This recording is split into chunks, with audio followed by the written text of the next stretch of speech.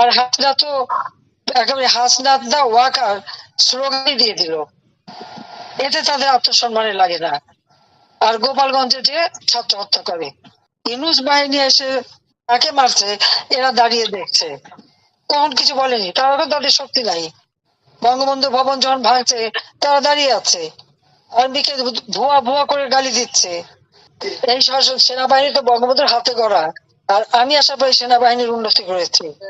তারা দুপুরে ভাত পেত না, রুটি খেতে হতো, রুটি আর ডাল।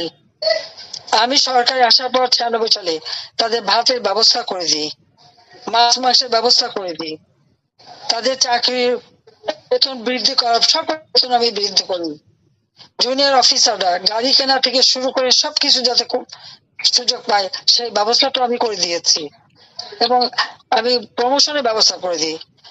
শান্তি রক্ষা মিশনে আমরা 1 নাম্বার স্থান, এটা তো আমি আসার পরেই হয়েছে। আজকে এই যে আমাদের ছাত্র হত্যা করে তারপরে তার উপর যে পাড়া দেওয়া, ঠিক 71 সালে যেভাবে পাকিস্তানি হানাদার বাহিনী যে আচরণ করেছে, সেই আচরণ আজকে যে সেনাবাহিনী করলো, এই ছবি তো আজকে বিশ্বে ছড়িয়ে গেছে, জাতিসংঘে যাবে যে নিজের দেশের মানুষের উপর এরকম টর্চার করতে পারে। জাতিসংঘ শান্তি রক্ষায় এরা কি নেবে? আর নিজের সর্বনাশ তো তারা নিজেরাই করে যাচ্ছে, এটাই হচ্ছে দুর্ভাগ্যের। আর যখন এই বাংলাদেশটা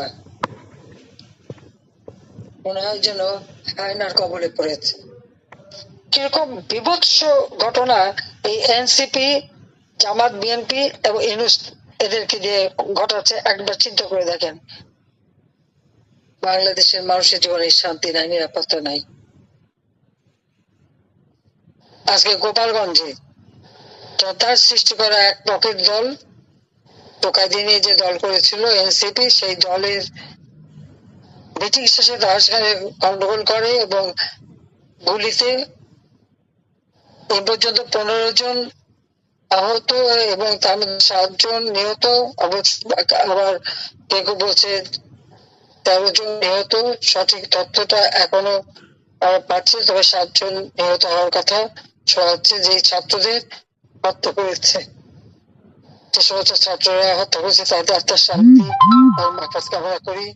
পরিবারের প্রতি আমার সহমর্মিতা জানাই, যারা আহত হয়েছে তাদের চিকিৎসা এবং দ্রুত আরোগ্য লাভ করতে চাই। কিন্তু এখন সে অত্যাচার চলছে, নির্যাতন চলছে। আর সেখানে এক দল বানিয়েছে ওই যে এনসিপি, তারা আবার সব জায়গায় যায়, এদের চাঁদাবাজি মাস্তানি আজকে মানুষের জীবনে নাবিশ্বাস উঠেছে। এবং আজকে গোপালগঞ্জে যে তার যে ন্যাক্কারজনক ঘটনা ঘটলো, তো এদের কারণে আজকে প্রায় 7-7টা প্রাণ ঝরে গেল, এবং আরো যারা আহত তাদের অবস্থা খুব আশঙ্কাজনক। ধারণা করা হচ্ছে যে 15 জনের মতো বোধহয় মৃত্যুবরণ করবে। আমি তীব্র প্রতিবাদ জানাচ্ছি, এবং সারা বাংলাদেশে আমাদের যারা গণতন্ত্র এবং স্বাধীনতা বিশ্বাস করে, যারা মানুষের অধিকারে বিশ্বাস করে, যারা গণতন্ত্রে বিশ্বাস করে, প্রত্যেককে আমি অনুরোধ করবো যে এই দুঃশাসনের অবসান ঘটানোর জন্য। আজকে যদি আমি প্রশ্ন করি, এই যে আবু সাঈদের হত্যা নিয়ে এত কথা টেলিভিশন আপনারা দেখলেন, বুক পেটে দিল, তাকে গুলি করা হলো, তার পোস্টমর্টম বা ফরেন্সিক করা হয় না কেন? সেটা করা হলে দেখা যাবে যেগুলি পরিকল্পিত হত্যাকাণ্ড। শুধু ক্ষমতায় গেলে লাশ ফেললেও সরকার পড়বে। যখন 6 জন মারা গেল, আমি জুডিশিয়াল এনকোয়ারি কমিশন গঠন করে তদন্ত করার ব্যবস্থা করলাম, এবং যারা আহত প্রত্যেকের চিকিৎসার ব্যবস্থা করলাম। আর এই যে আজকে গোপালগঞ্জে যে ঘটনা তারা ঘটালো, অথচ দোষ সব ছাত্রলীগের। কেন ছাত্রলীগ নিষিদ্ধ হবে? আজকে এই যে উপদেষ্টাদের মধ্যে অনেকেই তো ছাত্রলীগ করতো, ছাত্র এরাই তো যত অপকর্ম করে বদনামটা ছাত্রলীগের কাঁধে রেখে তারা দিব্যি এখন বিক্রি হয়ে এখন তারা ইউনূসের চালা। ছাত্রলীগ নিষিদ্ধ, আওয়ামী লীগের নিবন্ধন বাতিল, এমনকি আমাদের নৌকা সিম্বল নাকি নিয়েছে, ওটা আমার পার্টির সিম্বল। 1949 সালে এই পার্টি যখন থেকে প্রতিষ্ঠিত হয়েছে, তখন থেকে তাদের এই সিম্বল। 1954 সালে প্রথম সাধারণ নির্বাচন যুক্তফ্রন্টের এই নৌকা মার্কা নিয়েই সেই নির্বাচন, যেটা আমার দলীয় মানে সিম্বল, এটা তো তাদের বাতিল করার কোনো অধিকার নাই। তার মানে কি, আওয়ামী লীগের ভোটের অধিকার তারা কেড়ে নিচ্ছে, গণতান্ত্রিক অধিকার সাধারণ মানুষের। সাধারণ মানুষের যে ভোটের অধিকার সেটাও তারা কেড়ে নিয়ে যেতে চাচ্ছে। তা আমি এই হত্যাকাণ্ডের তীব্র প্রতিবাদ জানাই এবং সারা দেশের মানুষকে আমি প্রতিবাদ করবার জন্য এবং প্রতিরোধ গড়ে তোলার জন্য আমি আহ্বান জানাচ্ছি। কেউ এখন আর ঘরে বসে থাকার সময় নেই, সবাইকে যে যা আছে তাই নিয়ে এখন পথে নামতে হবে এবং এই দুর্ঘটনার হাত থেকে দেশকে মুক্ত করতে হবে। এবং এখনো টেলিভিশনে গোপালগঞ্জের যে চিত্র দেখাচ্ছে, চিত্র তার থেকে বেশি ভয়াবহ। অলিতে গলিতে ঢুকে ঢুকে মানুষকে গুলি করছে। তাদের অপরটা কি করলো? তাদের আর যায় কেন সেখানে? কাজে এই ঘৃণ্য অপরাধের জন্য এই এনসিপির সব কটা যারা ওখানে যে এই ঘটনা ঘটিয়েছে তাদের শাস্তি দাবি করি এবং দেশের মানুষের জানমালের নিরাপত্তা দিতে হবে এবং সবাইকে সোচ্চার হতে হবে এই দুঃশাসনের হাত থেকে মুক্তি করার জন্য।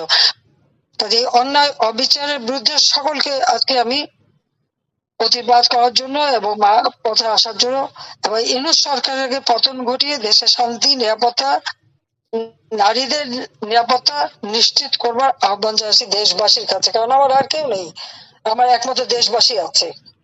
তাদের জন্যই এসেছি, তাদের জন্য কাজ করেছি, দেশের মানুষের জন্যই আমি কাজ করেছি। কাজে মানুষই আমার, এটাই তো আমি বাংলাদেশের সাধারণ জনগণকে তো আমার পরিবার হিসেবে নিয়েছি।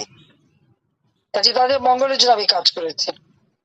কাজে আজকে গোপালগঞ্জে যে জঘন্য হত্যাকাণ্ড ঘটিয়েছে আমি তার তীব্র প্রতিবাদ জানাই।